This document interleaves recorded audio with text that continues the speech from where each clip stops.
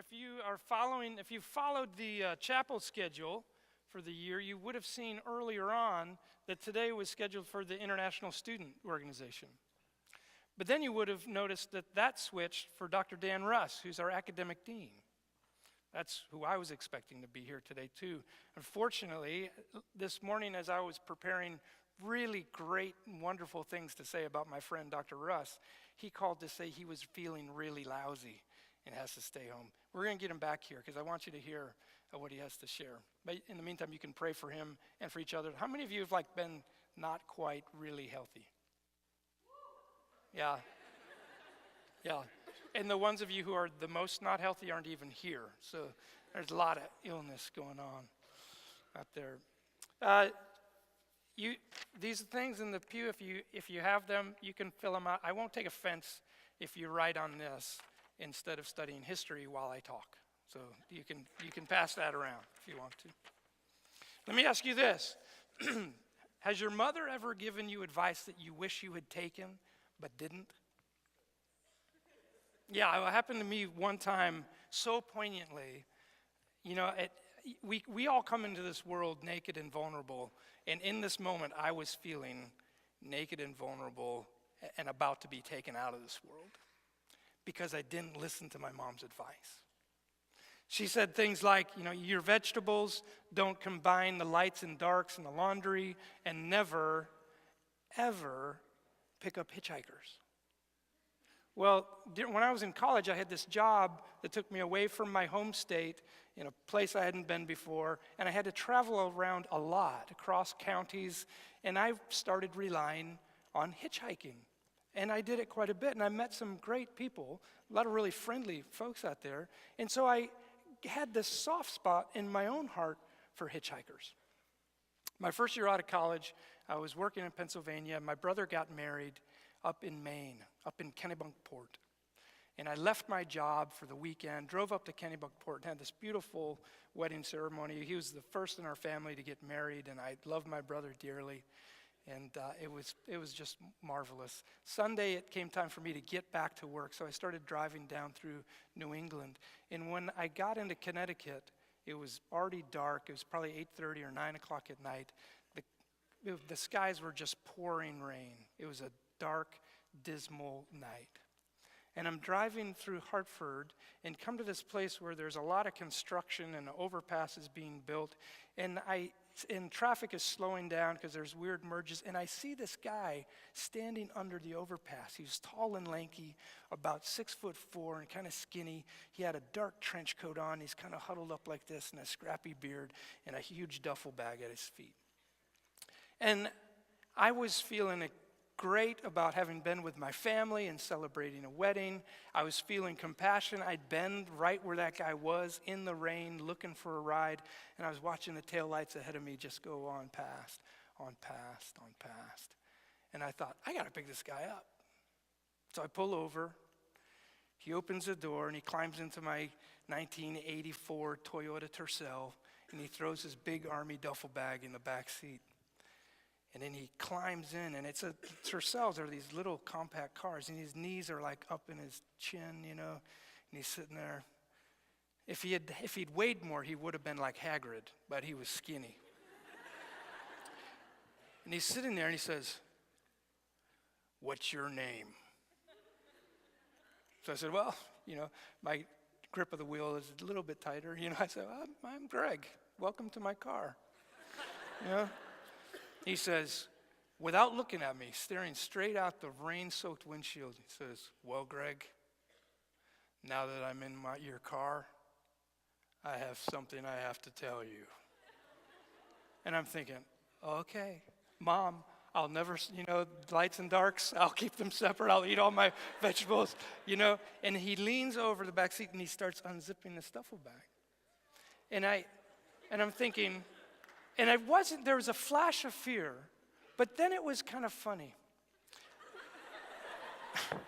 Because I thought, okay, he's going to pull something out of this bag, like a severed head, an automatic weapon, who knows what he's going to, but my family will be so mad with me if I die on the way home for my brother's wedding.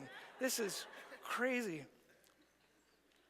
He reaches over and I hear him rumbling around. And I'm thinking, should I like pull off? Should I crash the car? Should I like come, well, I'm going to get out of this situation here? Maybe try to lean across and push him out back on the street where he came from, you know? And then he's pulling something big and heavy out of his duffel bag.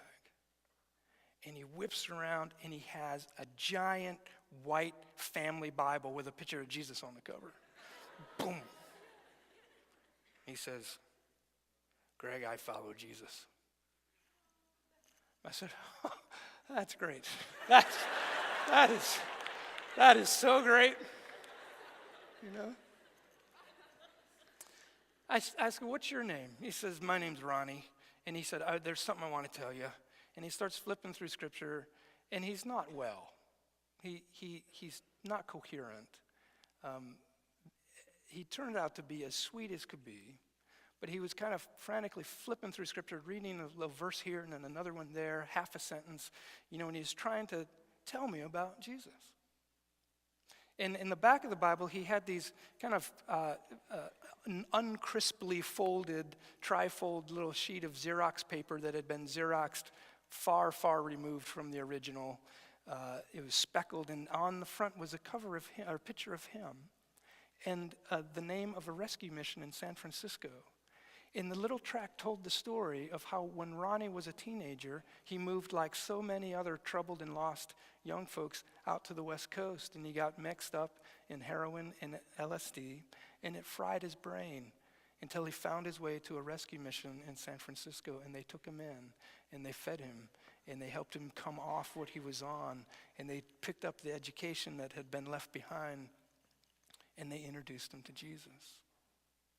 And in all the years since, he's been telling people about Jesus. Mostly out of the rescue mission, sometimes other places. He told me that about 6 months earlier, he had this sense that he was supposed to go on a trip and tell others about Jesus. And he had been up west, now he's trying to get to Youngstown, Ohio. And so we drove through the night. I couldn't get him all the way to Youngstown. I had to get back to work in central Pennsylvania. I dropped him off at Harrisburg at a diner where there was a lot of traffic and shelter. I gave him the few bucks I had in my pocket. I prayed for him. I said, thanks, Ronnie. You know, I have no idea who he is, where he is. I lost that little track, which I kind of have regret about not being able to put my hands on that. But Ronnie knew what it was to follow hard after Jesus. Following Jesus, for those who do it, it's something they work at hard. Casual followers of Jesus probably don't exist. The moments when I'm casual about following Jesus is when I'm not really following Jesus. In that passage that Rachel read to us this morning about Hebrews, it's talking about following hard after Jesus, pressing into it. It says to live. Let me read that passage to you. You know, it says, therefore, since we're surrounded by such a great cloud of witnesses, let us throw off everything that hinders and the sin that so easily entangles. Let us run with perseverance the race that is marked out for us. A race that's marked out for you. Races that are set up, you don't do casually. It says it's not just yours to make up along the way. You follow hard after a path that's set. You know it or not, and it takes a while for you to know. It might take some decades being away from this place to understand what this place is. This is a place that's like a beacon that throws light around the globe. It's like a salt box that explodes and sends salt all over.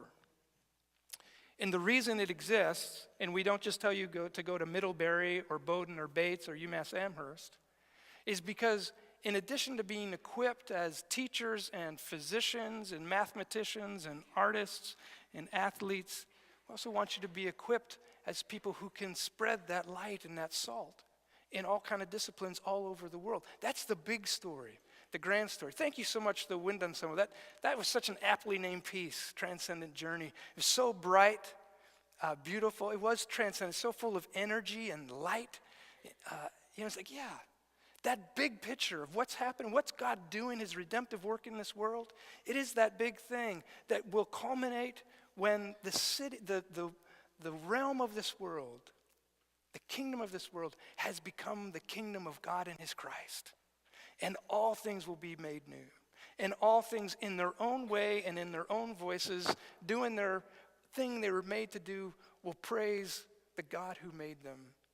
And heaven and earth will rejoice. That's a beautiful thing. Being equipped at this place is part of that journey.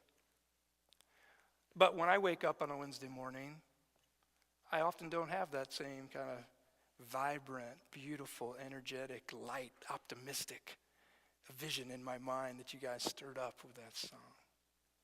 No, what I have is I'm not feeling so good. I'm a little stressed about the thing I didn't get done yesterday, really stressed about the thing I have to do for tomorrow, wondering about what I forgot to get done. Oh, there's my old friend. I meant to call him yesterday. Those are the kind of things. It's in this world sometimes with cloud cover and not seeing the big picture. We're supposed to follow hard. Sometimes like Ronnie on a dark and rainy night when everyone else seems to be passing you by, then we're called to follow hard after Jesus. That passage in Hebrews gives us a few different hints at how to do that. Let me just make note of a couple of them. The first, it says, we're surrounded by so great a cloud of witnesses. And if you know Hebrews, you know chapter 11 gives a whole litany of saints that the author here is trying to say, hey, you beleaguered folks, you're not alone. You are following in the path. You're coming after, and you're being cheered on by folks like Abel and Enoch, and Noah and Moses, and Isaac and Jacob and Joseph, and David, and Solomon, and Deborah, and Gideon. Said these folks, they knew hardship. They knew hardship. They knew real hardship. Some of them were thrown in pits and left for dead. Others were beaten. Some were imprisoned. Some were sawn in two, cut in half, for the sake of following hard after what God called them to. And he says, you're surrounded by that. Walk in that. You're not alone here, even though you might feel like Ronnie stranded in a rainy night on the side of the road. That's not the story. Let your eyes be enlightened to see there are saints all around us. Much more practically, open your eyes and look around the room. There are saints all around you.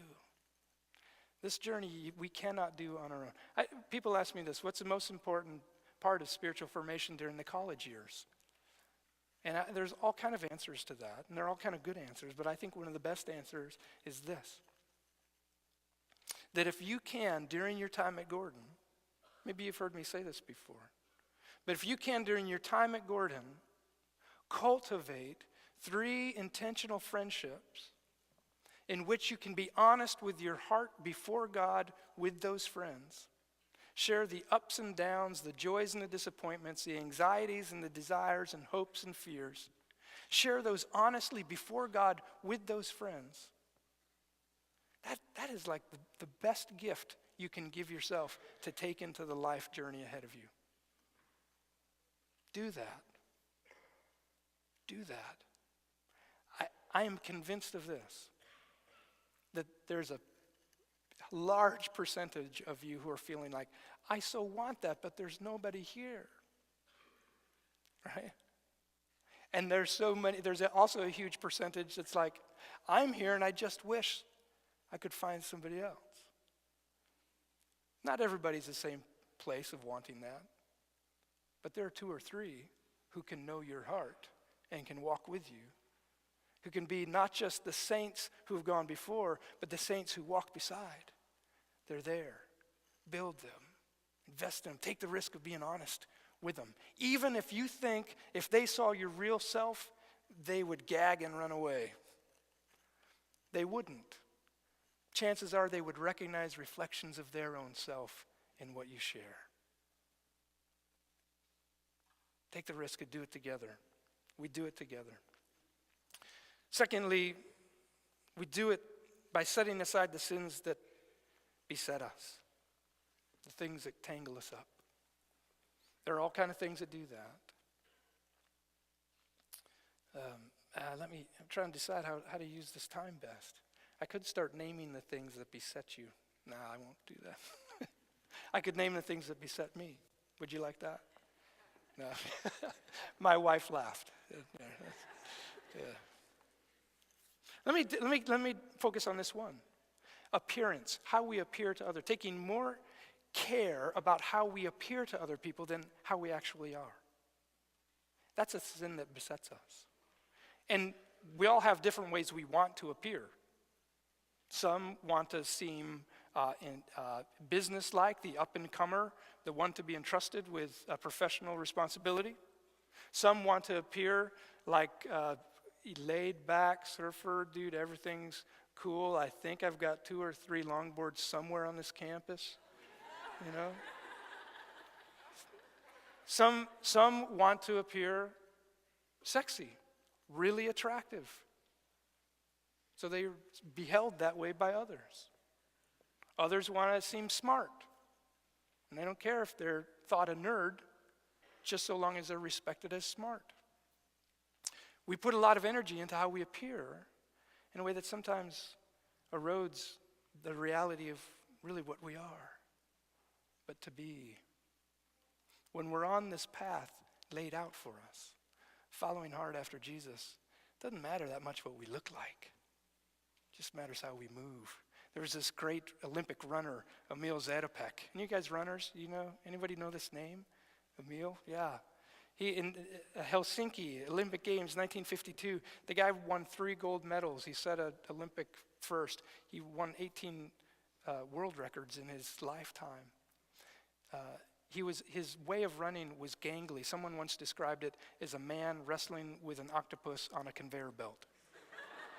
and they called him the Czech locomotive because he would puff and hiss and he'd scrunch up his shoulders and contort his face like, I can't go. But he was fast. And he didn't care what he looked like. And in Helsinki in 52, he went to run the 5,000 and the 10,000, and he did. And he set a new world record in the 10,000. And then he just thought this, wouldn't it be fun to run a marathon? I've never run a marathon competitively before. I wonder what that's like. So he signed up. And he ran. Also in the field was a guy named Ted Peters, an Englishman. And just about a week or 2 weeks earlier, I can't remember, it was earlier that year, Peters had set a record for the marathon, 2 hours, 25 minutes, 39 seconds. And Peters, of course, was the favored in this pack. And people, you know how Olympic athletes train. They train for years for a single event. He had never run a marathon ever competitively. But he thinks, I'm going to try this. So he sets his eyes on Ted Peters, the favorite. And Peters gets an early lead, and he keeps it, and he maintains it. And by about kilometer 25, Zatopek catches up to him. And he's running with him. And he just says, hey, I don't know how to pace this thing. Are we going fast enough? And Ted Peters, I don't know if he meant to undermine him or just joke with him or what, but he just said, well, if you want to beat me, you're going to have to go a lot faster. So Zatopek puts his head down, and he takes off. And he wins he gets a gold at the Olympics. It's amazing. He didn't care what he looked like. He had his eyes set on the goal. He was persevering. He was working hard. Somebody once said that it's not effort until it starts to hurt. Your effort is not effort until it starts to hurt. We can't be casual followers of Jesus. G.K. Chesterton said this. It's a great little line. He says, it's not that people have tried Christianity and found it wanting. It's that they've found it difficult and not tried it. Follow hard after Jesus. There's obstacles come to us in all ways. It struck me this morning when I was thinking about what I would say. I had this image in my mind that, any of you guys fans of Wizard of Oz?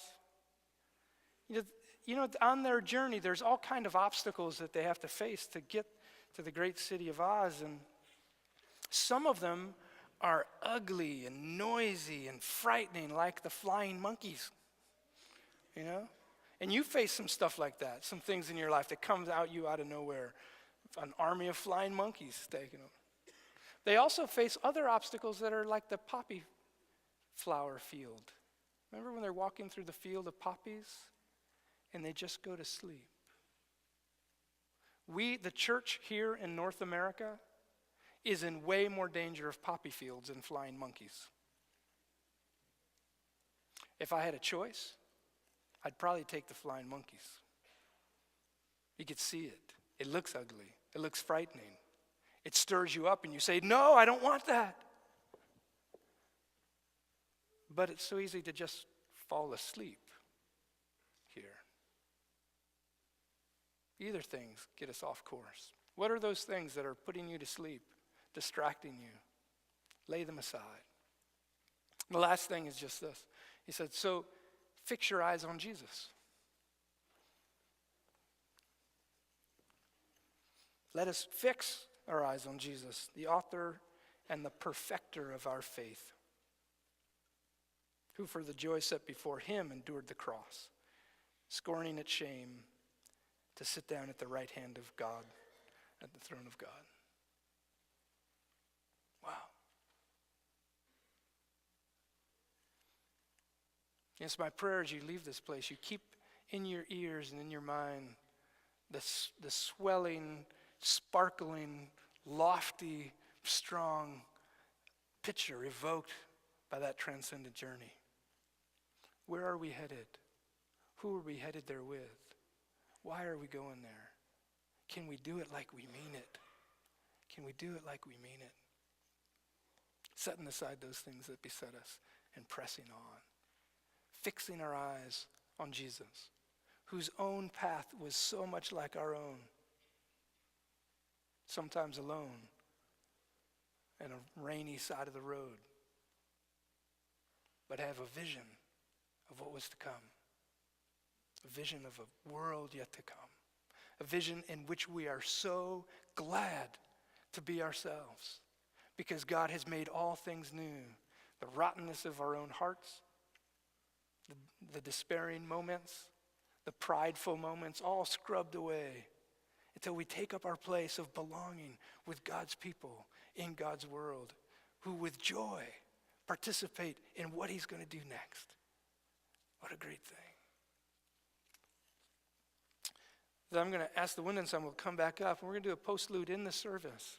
And I'd like you to listen to how they close this. And just ask God, Lord, give me a clearer picture of Jesus, a clearer vision of Jesus. I want to run with perseverance this thing. Help me see the path that is marked out before me. When they're finished, we're dismissed. Go in peace. So come on up.